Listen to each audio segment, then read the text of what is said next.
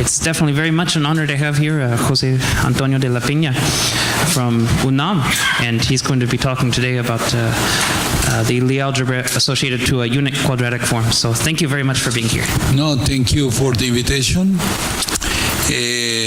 I'm very glad to be in Mérida, and in particular associated to CIMAT, where my friend Adolfo has been making such a wonderful work. Well, today I will speak about the Lie algebra associated to unit quadratic form. The talk has like two parts. First, I will speak about quadratic forms, and I will forget about the algebras. And the second part, I will define the Lie algebra associated to a quadratic form. It's not that we can associate it to every quadratic form, but just in particular cases.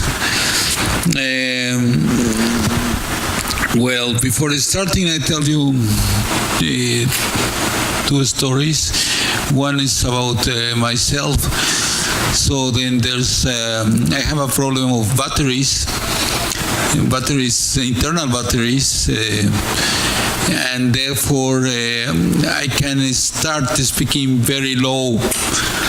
Or, well, in fact, there are two activities which are very caloric consuming.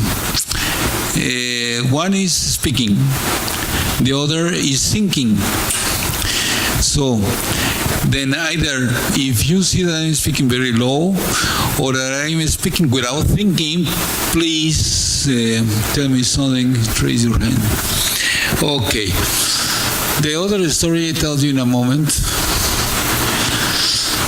I start quiver and representations. Okay. Then I will take an algebraic closed field.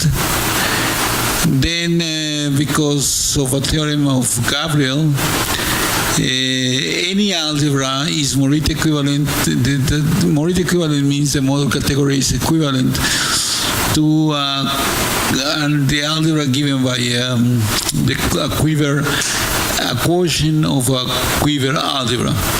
Quiver just means a directed graph. So it's really nothing. It's not very interesting.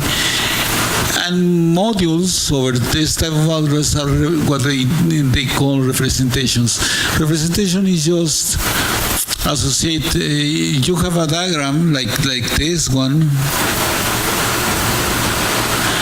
You associate a vector space to every vertex, amorphous from with every arrow, and then you have a quotient because, for example, in this case, you can say gamma times alpha is equal to beta times delta. Yes, this means the commutativity of this diagram, and this means that the representation has to satisfy this relation. So, in this way, then it's the same speaking of modules and speaking of representations. Well, then the first time it was, well, it started to be of use, these representations, is in 1970. For the study of hereditary algebras, for me, hereditary will mean that the ideal here is 0, which means it's just a quiver algebra. Then it was asked for which algebras you have only finitely many representations of to isomorphy, or in the composable representations, just up to isomorphy. And the answer was the linking diagrams. In 1968, this theorem was proved, but there was a mistake in the proof.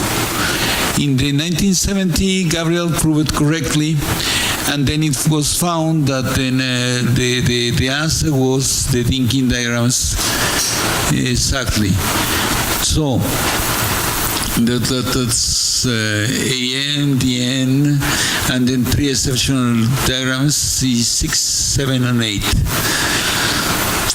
Okay, so the story, the second story I want to tell you concerns this, and this is the motivation to give this talk today.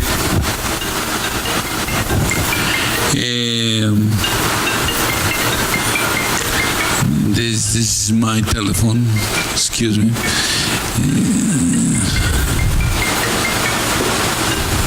Está dentro. Gracias. No. Le cierre, no. No.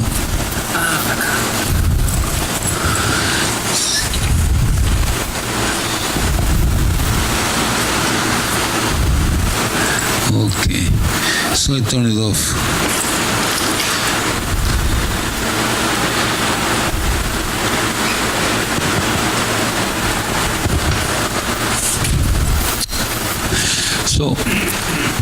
So the story goes as follows. In 1870, Gabriel had proved a theorem, and he was presenting this result in Oberwolfach. And then he comes and says, okay, I proved this nice theorem, and then he classified all in the composable modules or whatever, or representations over each of these algebras. Then he says, okay, if you take this algebra, AN, then you get n times n plus 1 in the composable representations. Yes.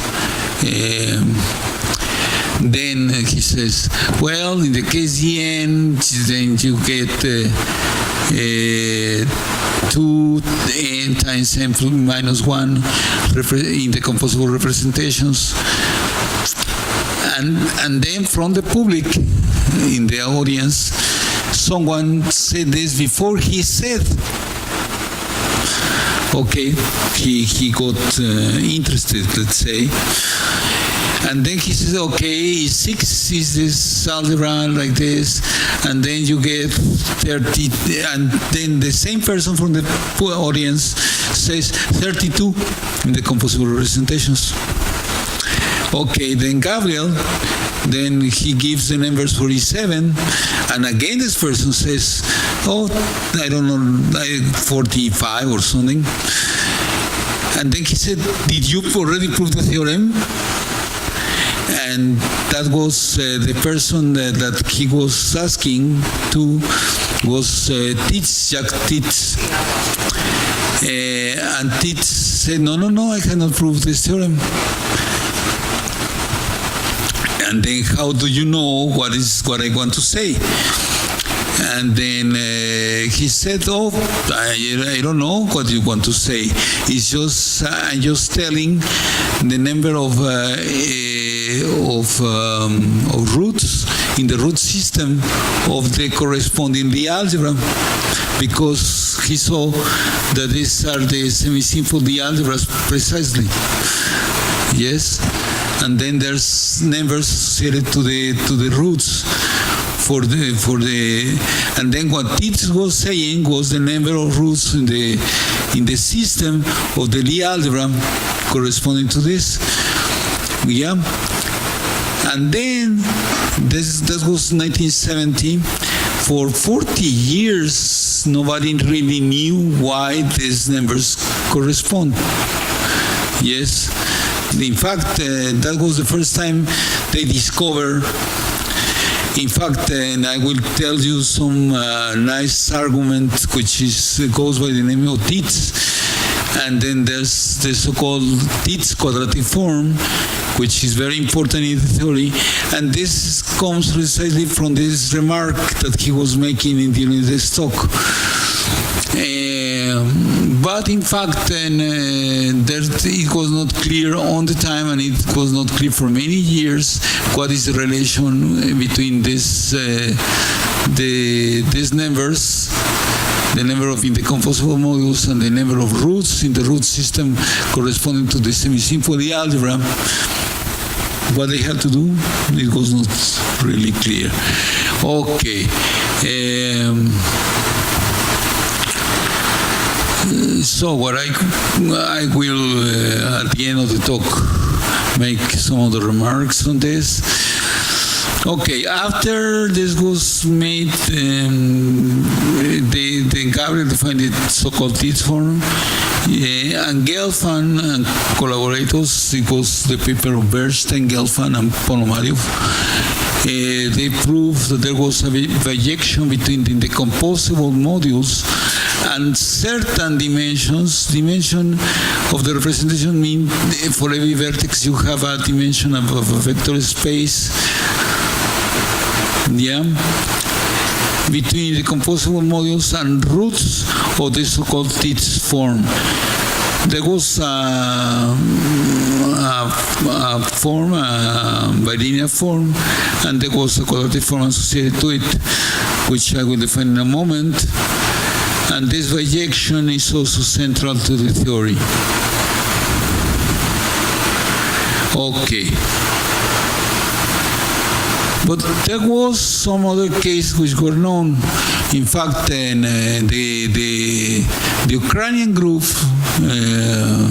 led by Reuter and his wife, Nazarova, classified certain representations on the same time, even a little bit earlier. They classified in the decomposable representations in this case, what is called the force of space problem. And there are infinitely many, in fact, in this case. For example, then just to show you that there are infinitely many, if you put dimension 2 in this vertex and 1, 1, 1, 1, then you can build this representation here. You put 1, 1 here, 1, 0, 0, 1, and a variable, and 1 over here. And then this is indecomposable. You cannot decompose this representation as direct sum of two smaller representations. So this was a case where you have infinitely many representations. But in fact, other mathematicians have already shown that there were cases where you had not only infinitely many, it was worse than that. It was wild cases. For example, like this one with 5 subspace, you get 2 parametric families, which here you get only 1 parametric families, and in this case you can get 2 parametric families. I will make more precise this. Okay, this goes by the name of tame cases. Tame in the sense that it is not very nice, but still not so unfriendly. And this goes by the name of wild. Wild meaning, okay. So years later, Droz proved this theorem that the algebras can be divided in 3 categories. The so-called representation finite, that there are only finitely many decomposable modules of the isomorphism, which corresponds to the thinking case, for example.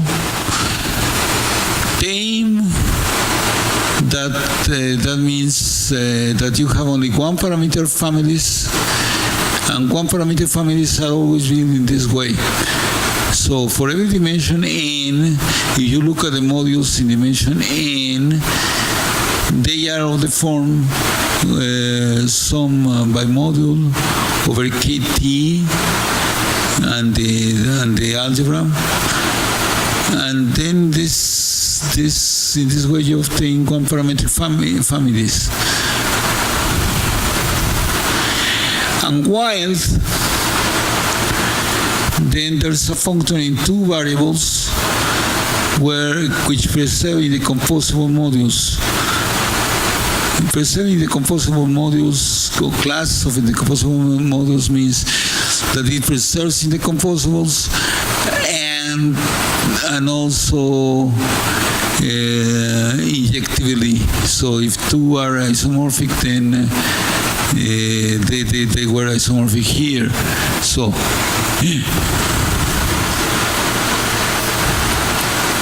this went crazy.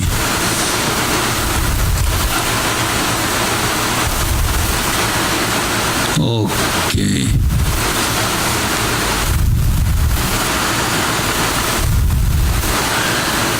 Okay. So I will come back to this slide, which is a little bit different.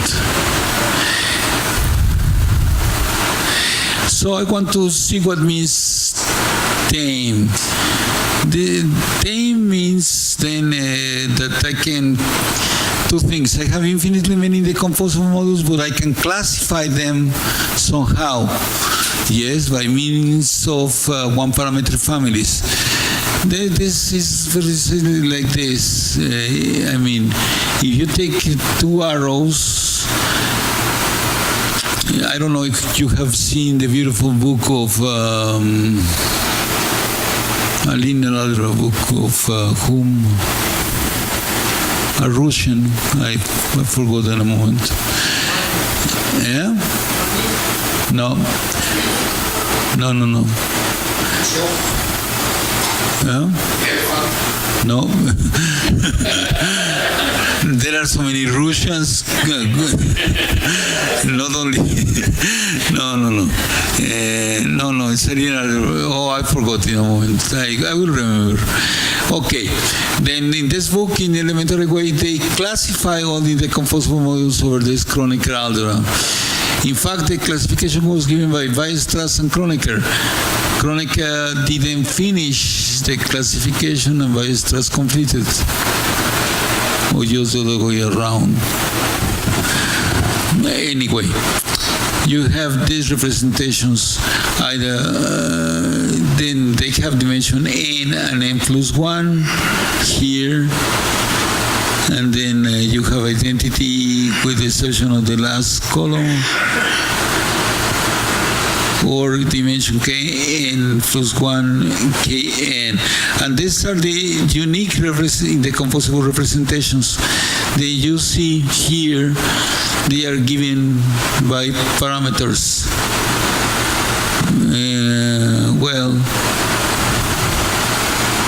Well, these are unique in these dimensions. And this here, when you have equality in the dimensions n, then you can put here the block, the Jordan block of dimension lambda, or dimension n, and eigenvalue lambda. And then you get a one-parameter family of indecomposable modules. These are the indecomposable modules.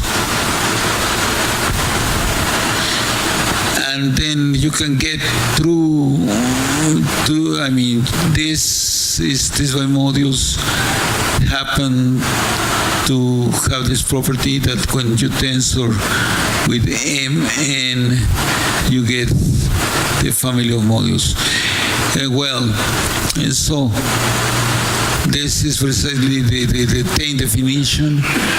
And then this example is prototypic of tame behavior. While the case of wild algebras is quite different. Why the wild algebras are called wild? Because it's not only that they contain the decomposable modules in two free variables, it's the case that they contain the decomposable modules for every algebra. The decomposable modules, they contain all possible indecomposable modules over any algebra. So if you take any finitely generated K algebra, there exists a fully faithful functor coming from the modules to the modules in the two variables. Therefore, because the definition of Lie algebra is that they contain these modules, then you compose these two functors, and then you're done. Then it contains the indecomposables over a finitely generated K algebra. Okay. In fact, to see that this happens for two indecomposable, for two variables algebra is a trick of making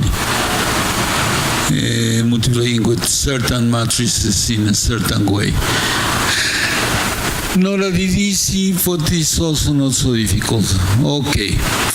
Then you have the hierarchy of algebras of representation finite, tame, and wild.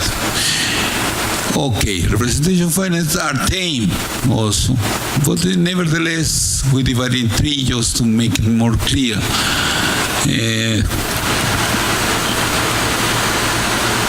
Okay. Another thing which I will be using, not very prominently in this talk, but in any way, then there's a transformation inside the algebra, hidden in the algebra, which is called Coxeter transformation, which I said is the soul of the algebra because of many reasons. But then you take a cartel matrix. Cartel matrix is just a matrix formed by the dimension vectors of indecomposable projective modules, which is an invertible integral matrix.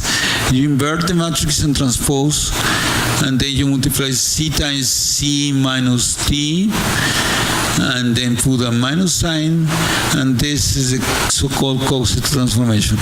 It looks very innocent, but in fact, then the so-called translation, the underwritten translation of a module is given by product with this matrix in this way.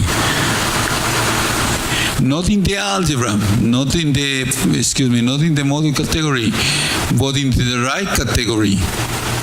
So we need to pass to the right category to have this formula.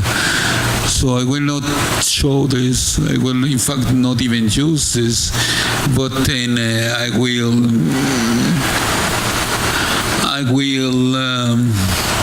mention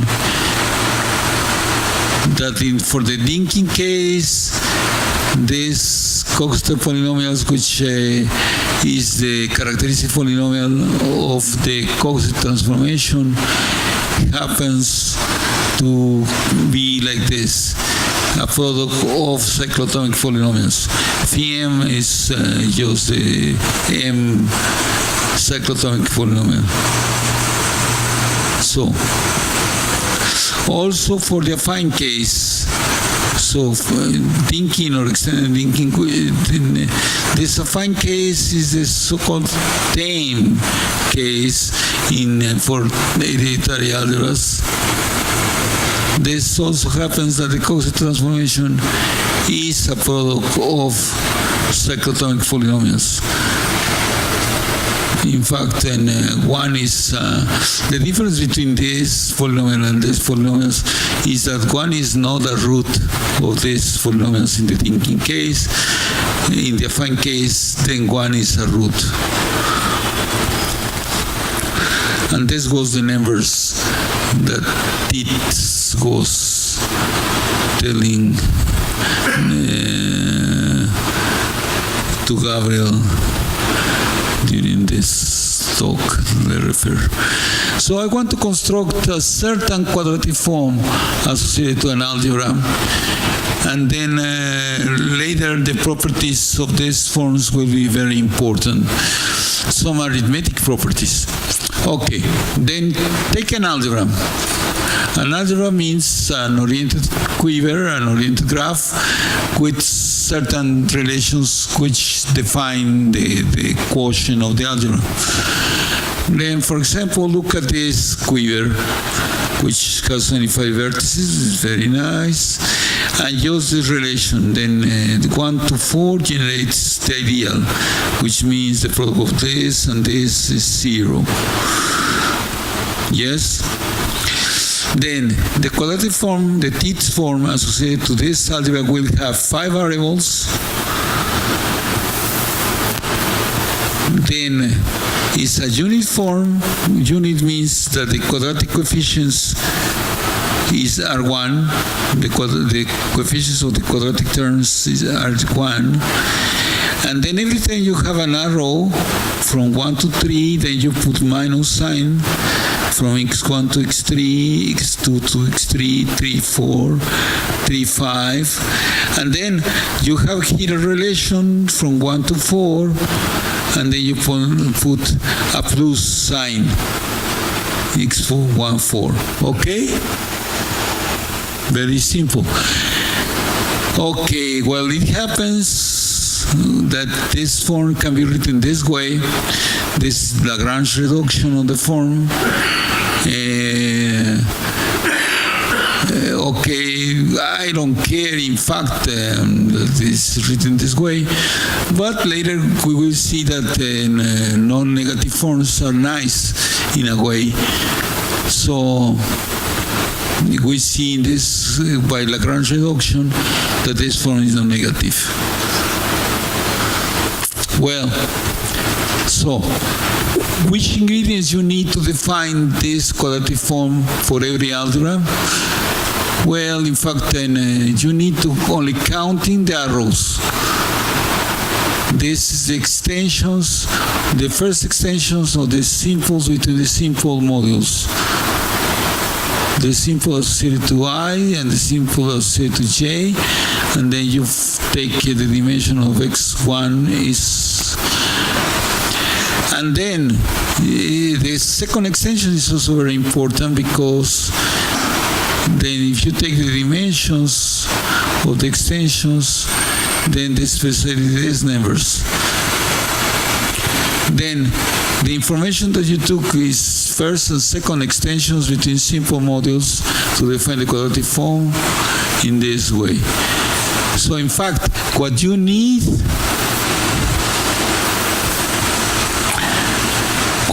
to define this form in a unique way is that Q has no oriented cycles only. So what we're assuming here is that Q is what we call triangular algebra. That means that Q has no oriented cycles.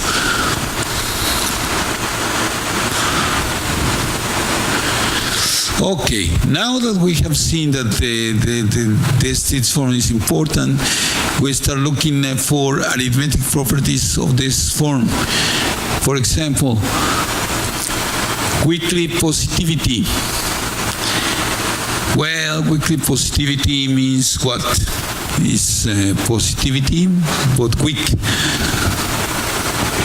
Positivity means that Q takes positive values in every vector which has positive coordinates.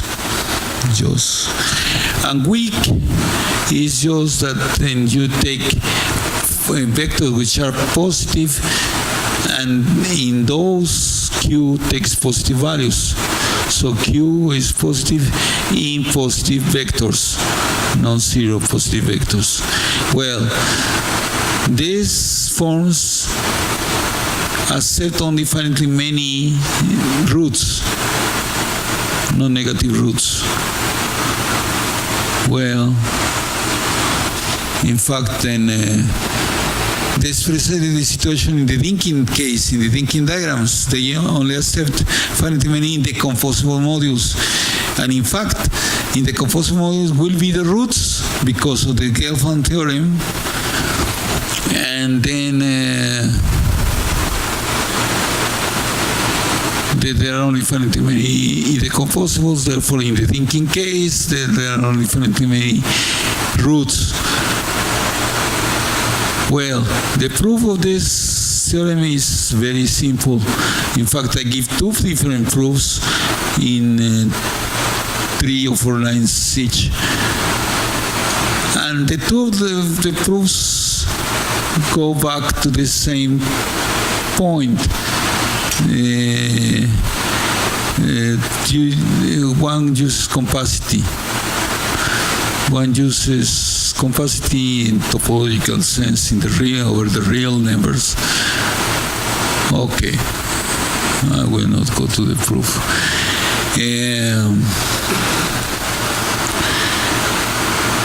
But in fact, the converse is also true. So, weakly positive forms are those associated to algebras which have finitely many roots. Okay, so now I go to weakly non-negative. Weakly non-negative means weakly non-negative means that it takes non-negative values over vectors which are non-negative. And Celtic, which is another Russian, a strange one, prove the following. A quadratic form is weakly non-negative if and only if it satisfies this criterion. I recall you first that Jacobi proved a criterion for positivity, for non-negativity, which is nice, just the determinant criterion. So a form is non-negative even only if the determinants of every principal matrix are non-negative. Okay, easy. So, but in this case, weakly non-negativity is weaker than non-negativity. This means then we're looking for a criterion similar to Jacobi's, but a little bit quicker. And is the following: every principal minor, you take every principal minor, just as in Jacobi criterion, has one of the possible properties. Either the determinant is bigger or equal to 0, or the adjoint matrix to this minor has a negative entry. Yeah, has a negative entry. This is the possibility which was missing in the Jacobi criterion to get this one. Okay, this really, the proof is very nice. In fact, the proof is equivalent, one can see that it's equivalent to the Perron theorem, to the Perron-Frobenius theorem in this case. But then I will not go to it. Well, this shows, or this tells us that in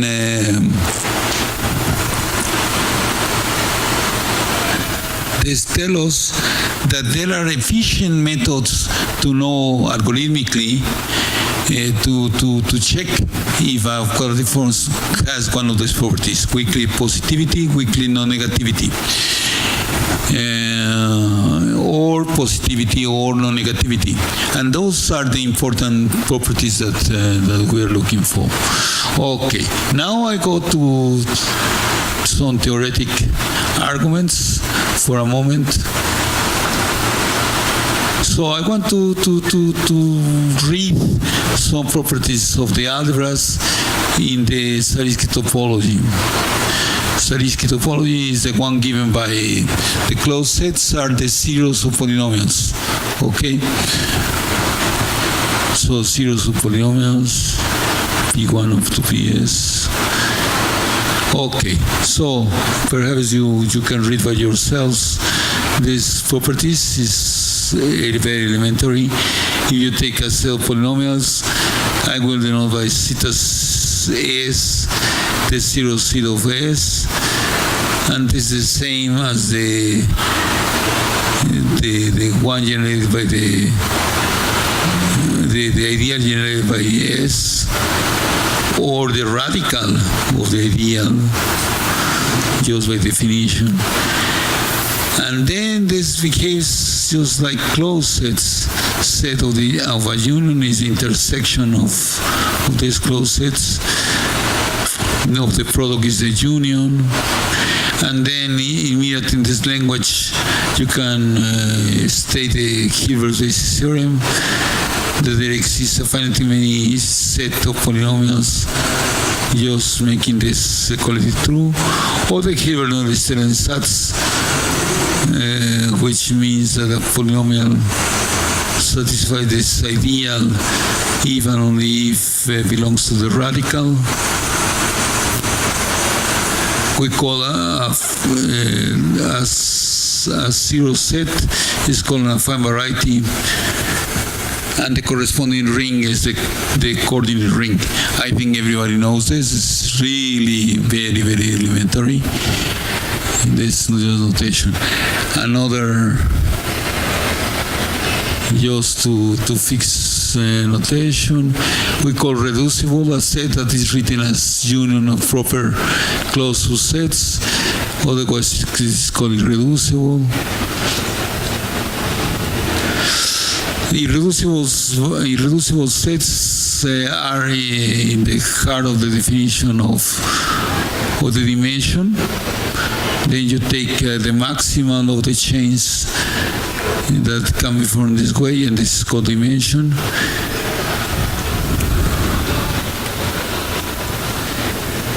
And varieties of algebras, they are really fine varieties in the sense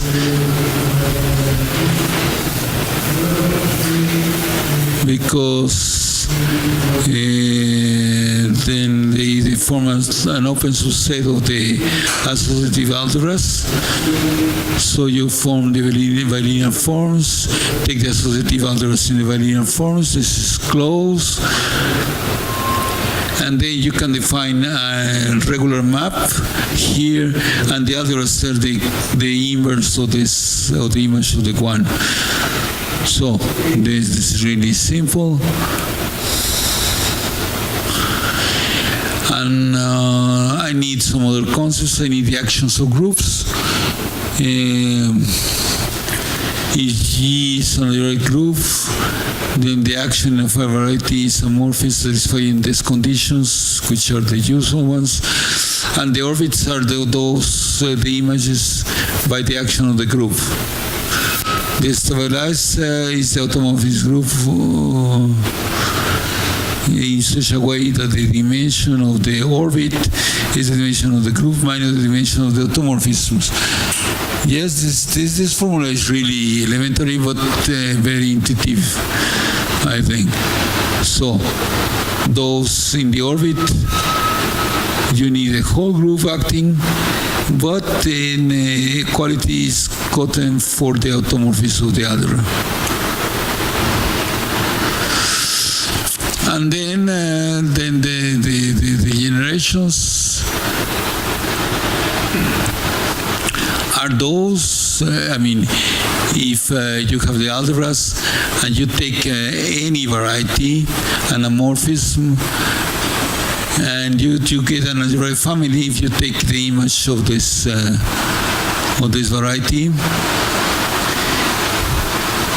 And then if all the points in the image are isomorphic, then the limit point to this family is a degeneration. So the degeneration is in the closure of the orbit of an algebra. And in fact, and this is really not trivial, then a degeneration can be obtained always along an affine line. Yes? Is it clear? But it's not trivial. It's strange, but this is... When in the time that we used this, that was in the 90s or so, I asked perhaps 10 very well-known geometers. Everybody said, oh, this is clear. And nobody could give me an argument on the time. And it's not written in any book that I know. But okay, well, but it's okay, it's folklore. And in fact, this was important to us because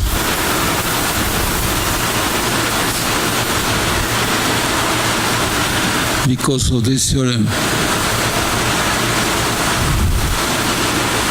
This was the doctoral thesis of Guy's, and then the main theorem that he proved is precisely this one. At the generation of a wild algebra is wild.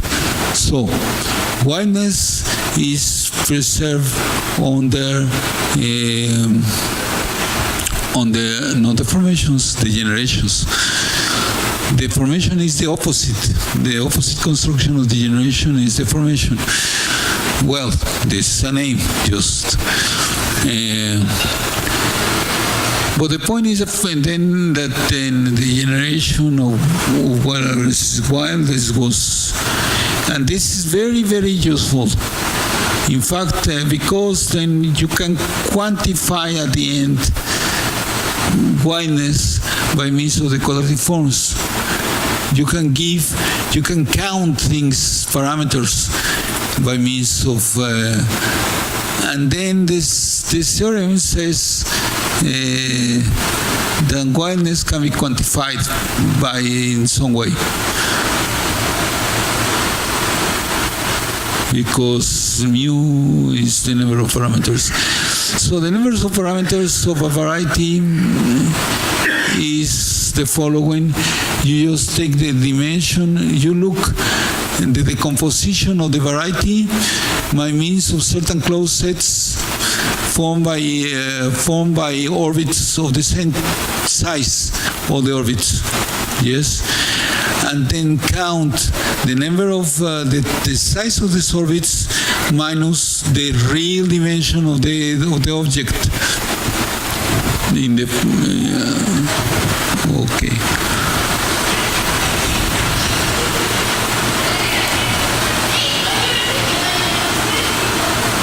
In the following sense.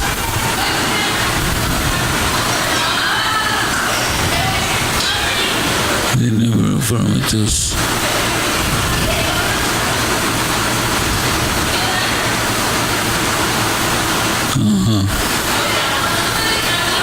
this is what I mean. If you take y a variety, then the number of parameters of y is the dimension of ys, where this is formed inside y with all the images of orbits of dimension s minus s, and take the maximum over all s, then this is the number of parameters. If you think this is a measure somehow how big or complicated is the variety, yes. The point is the following, that for tame algebras you cannot get but one, zeros or one, inside an algebra, inside the model category. And for wild algebras you can get whatever you like, with any number of parameters. Yes? And that's the point precisely.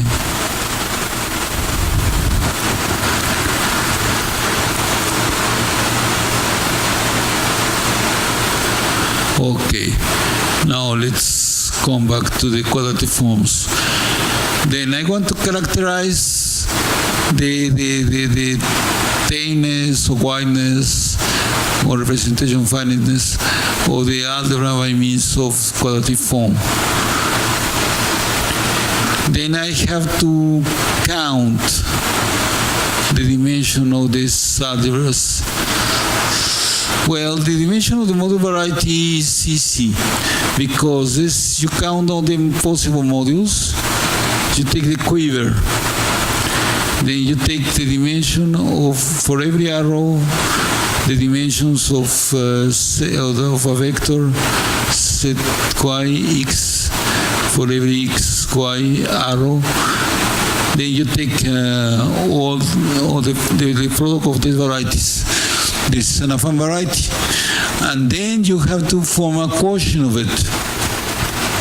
A quotient, this means you take the relations given by this ideal and divide. This means you have to satisfy certain other relations.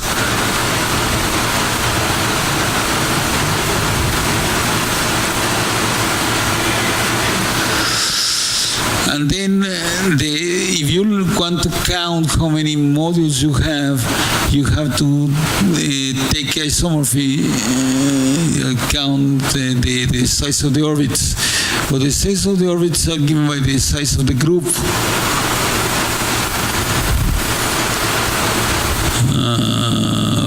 Well, here it says.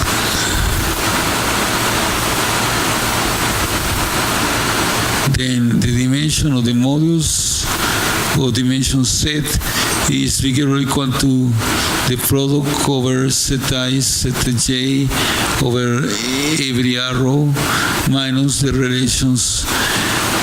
For this, this is the minimal number that you find generating the relations. This 6 just means that it's a local dimension.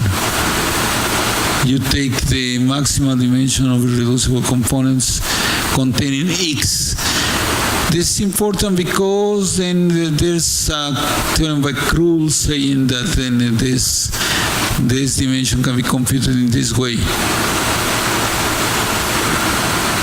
Okay. Therefore, as consequence of this, plus some theorem by Vogt, we get that the quadratic form is always bigger or equal to the dimension of the endomorphism minus the dimension of the extensions, of the self-extensions of modules. This is the main result I wanted to calculate. Okay. Then the Fuchs theorem, which I was quoting before, just says this. If you take the module variety over any and take a module there, then you can take two tangent spaces, the tangent space to the variety and the tangent space to the orbit. This, yes, so the orbit is a certain subset of the variety. Then the tangent space is a subspace of the tangent space to the variety. Then you take the quotient. Then it happens that this is a subspace of the self-extensions of X with X always. Here is not in the composable, this is any module. And in fact, this is an isomorphism almost always. For example, if x2 with x to x is 0, then it is an isomorphism. In fact, okay. In fact, you have here you have an extra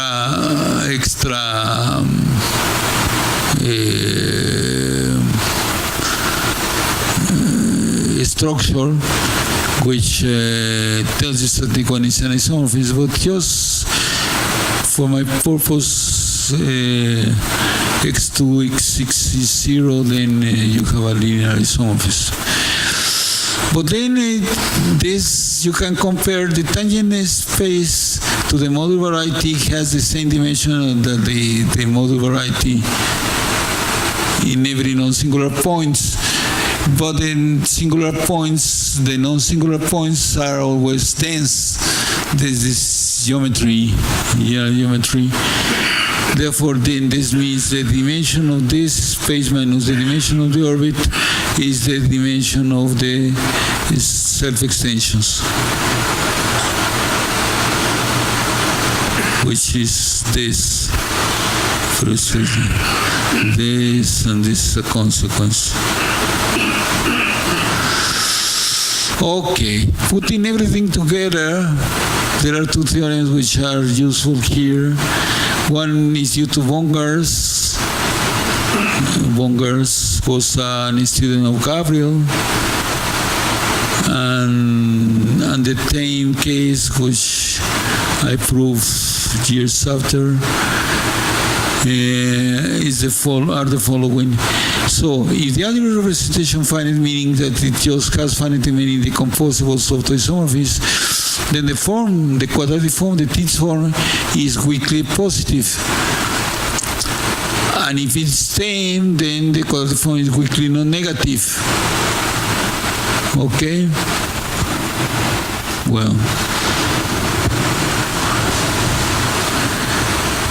Well, these properties can be checked in many ways.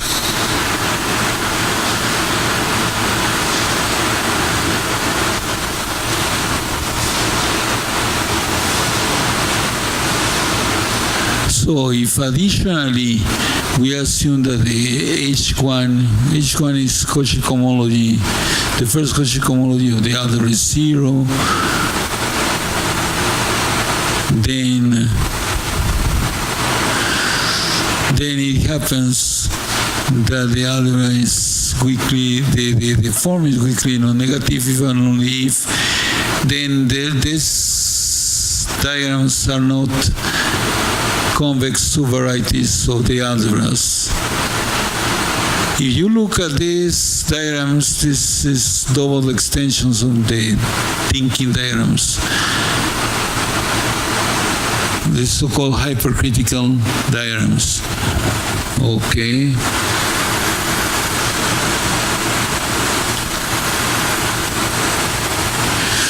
So the main theorem in this context was the following.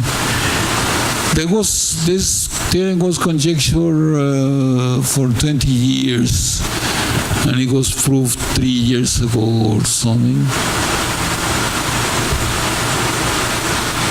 So, strongly simply connected just means this is a nomological condition concerning the H1, so I don't care really in this moment. Then the algebra is tame if and only if the T form is weakly non-negative. This means you can read this the tameness just in the quadratic form, at least under certain conditions.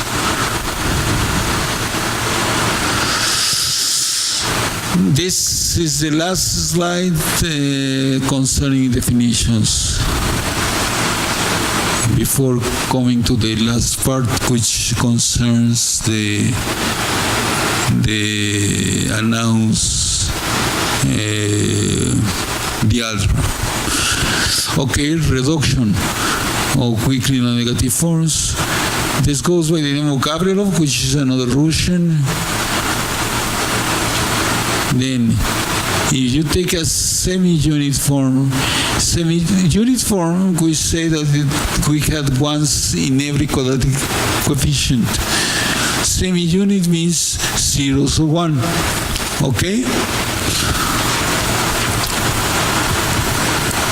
Okay. Then, Q prime is obtained by Q by a Gavrilov reduction. Well, this is the hypothesis. Then Q, the Gavrilov reduction, it goes like this. If you have a form Q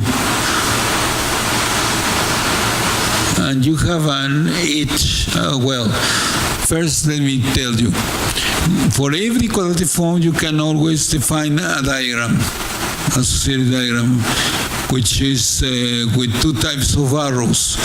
The arrows which you have positive and negative numbers. Yes. Then if you have a positive number, then you write dotted H. If you have negative, then you have continuous H, just like this. Yes, if you have a continuous set, you can reduce. Reduction means you substitute this H by 2, then you put an additional vertex here, then you divide this H in this 2, and then you put certain additional edges. So the definition is technical, but in fact it's a linear function. Yes, and this is so-called Gavrilov reduction. And in this case, if social reduction exists, there is a bijection between the positive isotropic vectors of the forms. Isotropic means that the quadratic form which I have, it takes value 0. Yes, so those vectors which are positive and take value 0 in the quadratic form, you have a bijection here. This is important because the vectors which go to 0 by the quadratic form are associated to the one-parametric families, precisely to the infinite families of modules. Yeah? Okay. So, now go to the Lie algebra. This is work by Barot, Cousin, Lensing. This is not my work. Well, but I collaborate with them.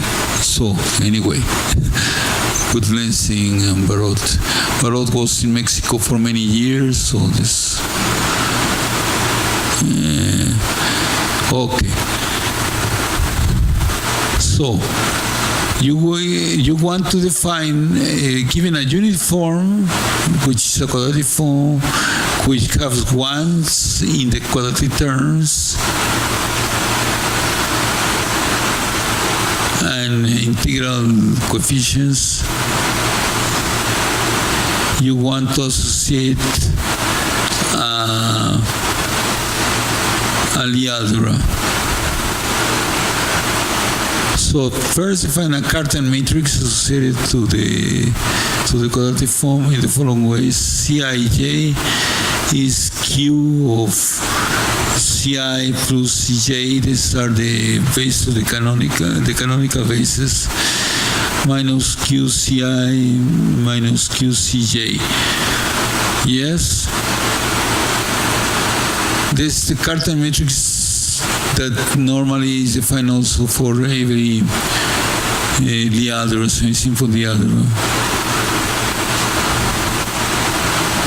Then define a Lie algebra which is zeta encreated with generators EI and I minus Ci and Hi. This is the which are homogeneous of degrees Ci minus Ci and 0 respectively, and subject to the following relations: R1, R2, R3. These are the usual relations which are satisfied in the semi-simple Lie algebras. And R infinity, this is not the usual one. Usually one defines a fourth axiom, yes, but here one needs this axiom, and in fact this means these brackets are of any size. These are defined inductively, of course, and then the value is 0 whenever the product, the quadratic form in these vectors with these coefficients are bigger than 1. This is important, but it's very obvious that one had to have this property, because for the usual Lie algebras, you will have 0 for, you will have that these vectors are not associated to the root system, and therefore you have to have that. Yes.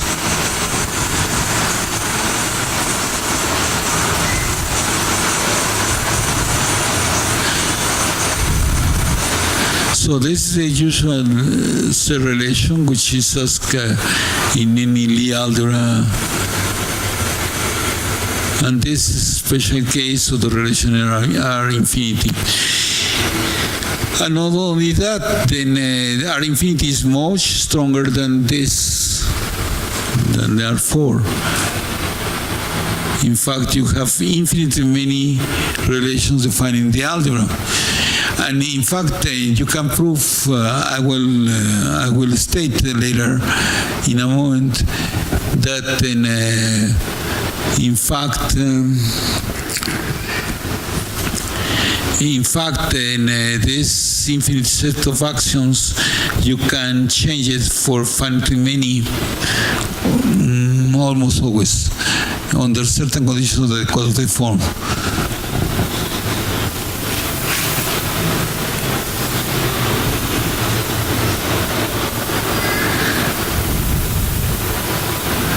Okay, so this is not so you get in this way we have defined finite dimension the algebra just by force, let's say, but this is not the one which is useful. It's almost there. You have to complete it in some way, adding the dual space of the radical. You have to make the radical grow in many cases. In fact, this was defined first by Slodovin in his habilitation thesis. I don't know if you know who Slodovin was. Was because he died. He died a couple of years after his PhD was completed. He was a student of Slodovin.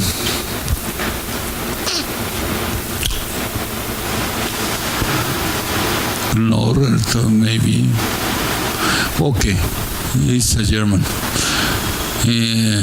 So you make the radical growth and then define you can complete the bilinear form associated to the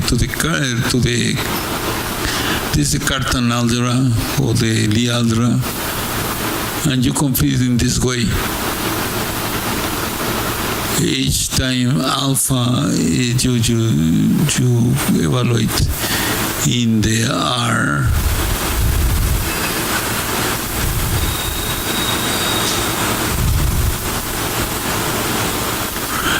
Okay, then you prove that this bilinear form is not degenerate. And in this way you define a Lie algebra, which is the one which is the good one.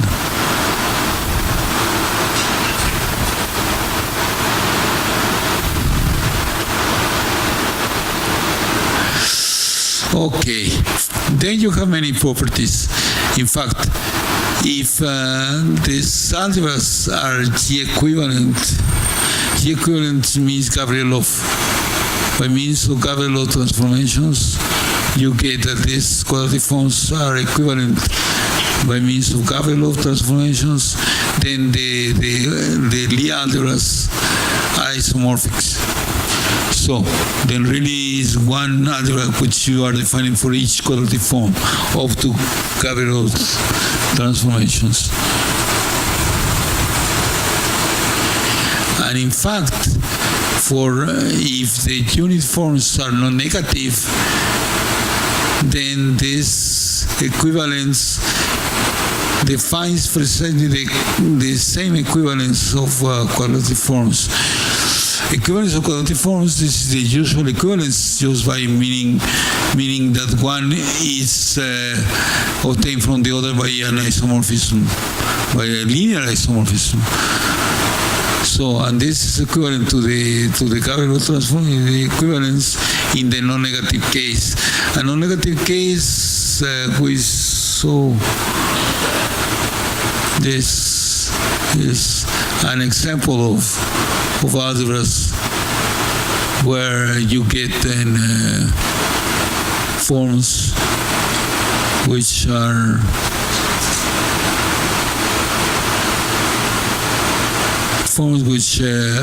non-negative.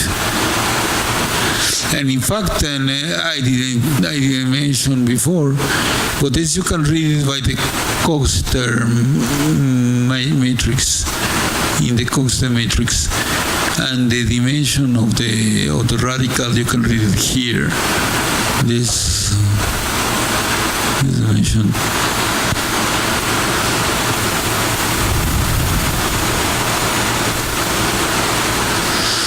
And in fact, these Lie algebras that we define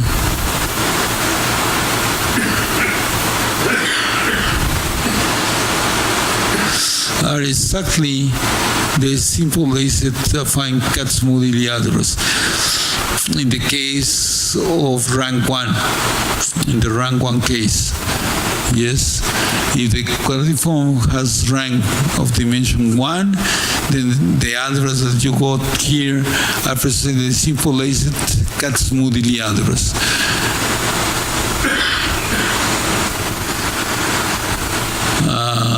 Another example.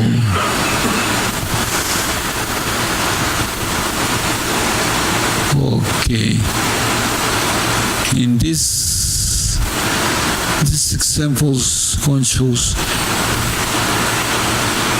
well,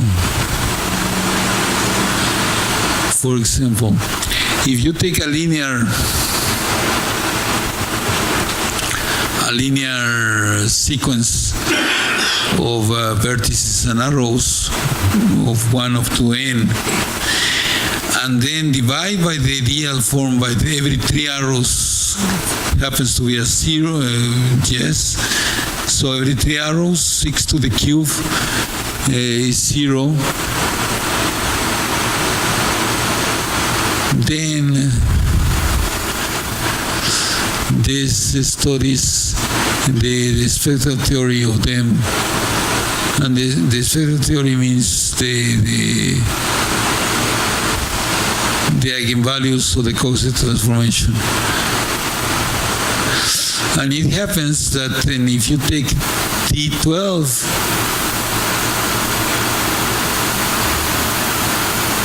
D12 is just the thinking algebra with 12 vertices. Is spectral, has the same spectrum that this algebra, which I don't care what it is, what it means extended canonical, but this happens to be wild. Then the representation type is not a good thing to look at. This means, for example, then thinking means representation finite, and this is wild. Then this wild algebra is spectral to this. Then the good concept is not that one. The good concept has to lie somewhere else. And in this case, the quadratic form tells you more, because the quadratic forms tells you by looking at the roots, and the roots and the system of 0 vectors, the vectors which are isotropic, you get equivalence isomorphisms like the ones we said before. In fact, in this case, with r equal to 2, the rank of the quadratic form is equal to 2. Then what you get is elliptic root systems, and these algebras were built originally by Yoshi and some other person in Japan.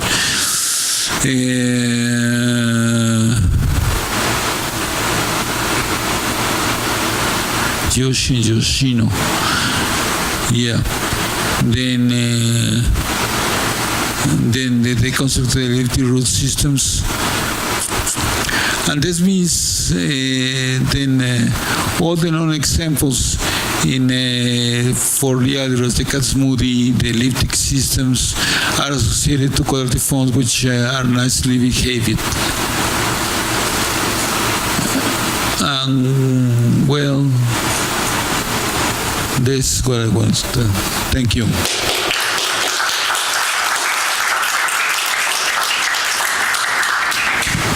Thank you very much. So are there any questions for our speaker?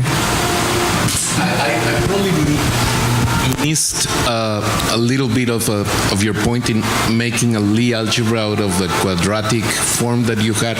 What's the relationship between the dimension of the Lie algebra with the Cn on which the quadratic form is defined?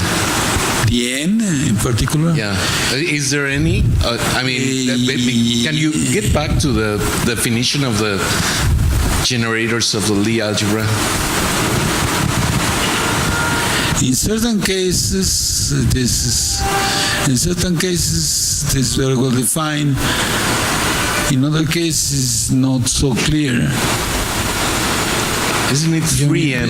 3n. Yeah. Isn't it?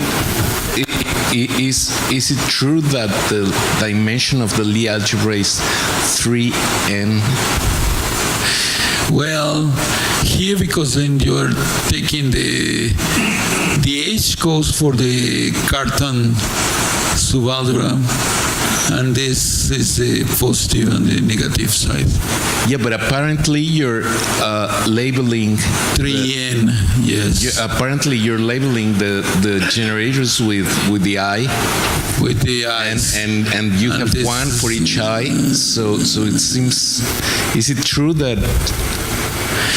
Well, in the cases that you have to take this algebra, these are the thinking cases.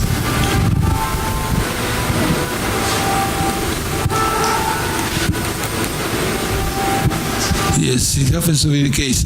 In the thinking cases, which is the semi-simple finite dimensional Lie algebras, this is true.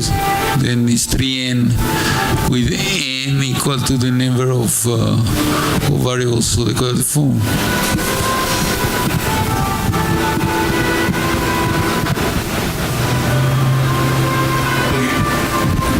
Is it true that these 3n generators are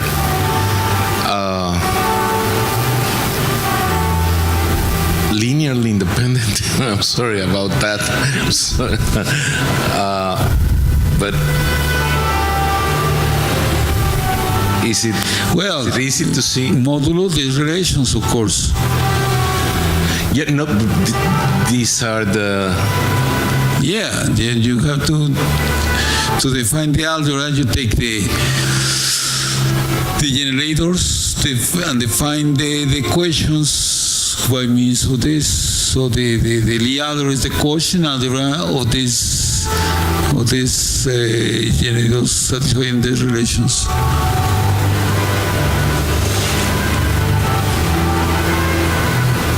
Yeah. Are all those algebras described? Yeah, I didn't hear. I say, are all those algebras described? Do they fit inside the universe of Kac-Moody Lie algebras, or some of them are outside that universe? Or, do we have a sense of what this family is? I didn't hear.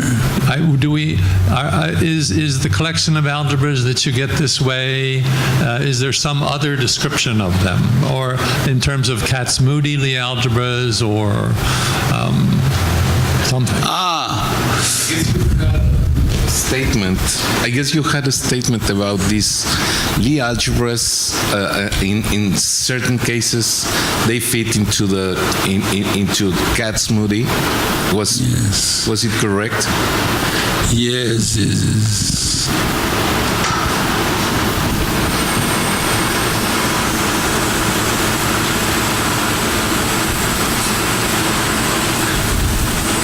Yes, here. But only the case that the rank of the form is 1. Then you obtain that these are the simple Kac-Moody Lie algebras. Is this what you meant? Yeah, And can the rank be bigger than 2, and then what happens? In the rank 2 case, you get elliptic case.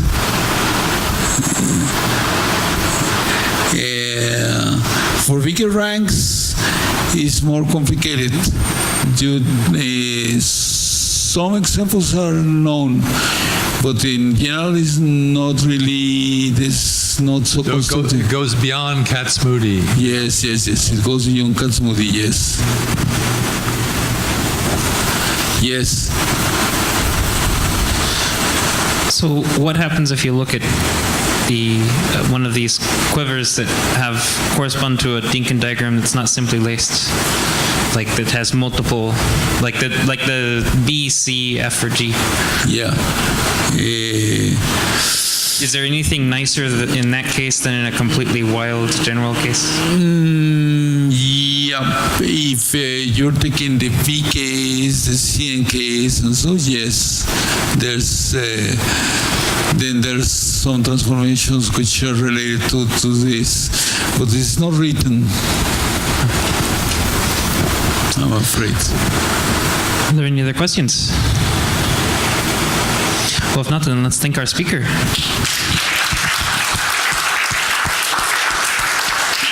So thank you everyone for hanging on for the whole day. We know we've got a very long schedule here. So at 7 o'clock there's a conference dinner in La Chaya Maya. So I'm just going to draw a map here on the whiteboard for those who time to arrive. Who might not know exactly where it is. So we're here at the corner of, this is La Calle 60, La Calle 57. This is where we are at, the University building. This is the hotel on this corner, in esta esquina, and here we're going to come down this way and then cross here, and then so half a block this way is where La Chaya Maya is. They'll have a flag of the Yucatan Republic in it, so then if you know what that flag looks like, you'll recognize the place. And I guess probably some of us will be walking over there from the hotel leading up to 7 o'clock. So that's, again, 7 o'clock, and we'll just be going one block that way and then turning left half a block. Okay, so thank you very much. And after a long day of talks, we've earned our supper now, so we get to enjoy that.